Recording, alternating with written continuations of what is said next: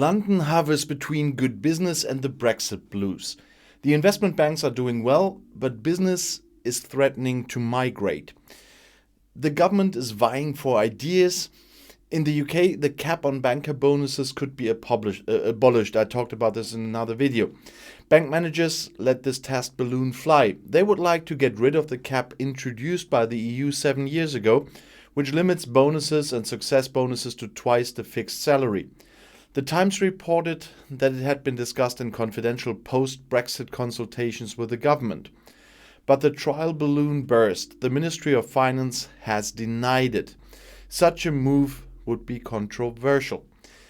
But what is the government planning to ease or change regulations after Brexit? We haven't seen a major change in finance so far, says Andrew Pilgrim of accounting and advisory firm EY.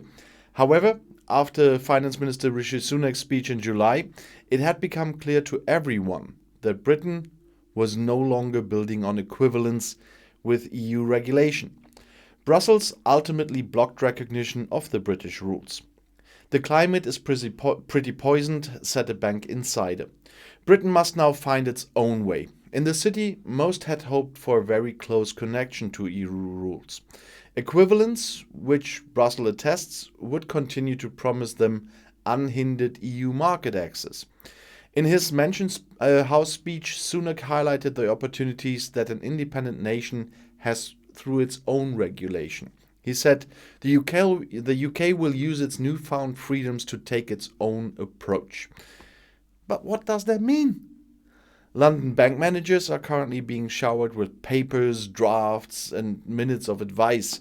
Are there any changes in regulation? So far, none.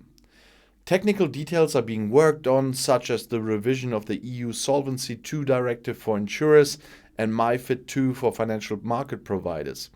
It's all tiny little things. 8 months after leaving the EU internal market, the city is in a strange divided position. On the one hand, business is going well.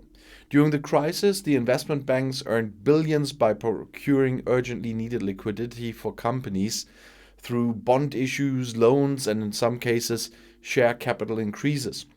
In addition, the number of IPOs in 2021 is higher than it has been in a long time. The stock markets have recovered from COVID, trading is booming, the economy is growing.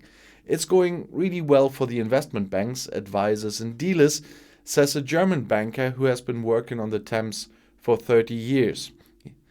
The recruiting competition for young employees is crazy at the moment. The salaries are high, he says. On the other hand, there's also a lot of Brexit blues in London. According to the EY survey, between the Brexit vote 5 years ago and this summer, only around 7,500 jobs have been relocated from London to EU financial centres. Given the more than 1/3 financial jobs in London, that's only about 3%. Andrew Pilgrim from EY says that had no significant impact on employment in the financial sector in Great Britain. With a policy of favourable recognition of equity for the banks, the British government avoided a negative Big Bang in London, says Hubertus F.A.Z. Of the Frankfurt location initiative Frankfurt Main Finance. But there was and still is bloodletting. Banks had to obtain EU licenses in order to continue offering certain transactions to EU customers. They have opened new offices in Frankfurt, Paris, Dublin, Madrid, Milan, Amsterdam and Luxembourg, and in addition to employees, total assets have been moved. The moves from London are painful for the city, especially when you consider that they are often very high-ranking bankers, the heads of entire department, as well as a real fat cats with an income of twice the million who are also large taxpayers. That's a loss, says one investment banker. Conversely, financial centers like Frankfurt have benefited from the relocation of jobs. According to estimates by Hubertus F.A.Z. from Frankfurt Main Finance, 3,500 new jobs have been created in Frankfurt so far because of Brexit. Corona has delayed the further relocation of jobs. We expect 1,500 to 2,000 additional jobs for Frankfurt in the next 2 or 3 years, says F.A.Z. The European Central Bank, the ECB, is also an important factor. The ECB is pushing and applying considerable pressure to have more senior bankers relocated to the EU, says an insider. But what could the British government do to make London or the island more attractive as a whole through deregulation?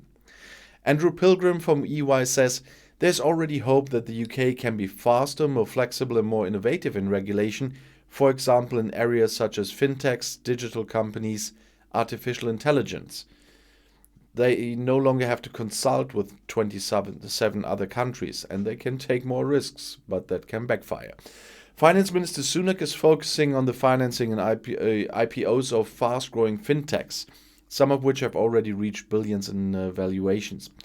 With the regulation of long-term investing funds, London could gain by easing.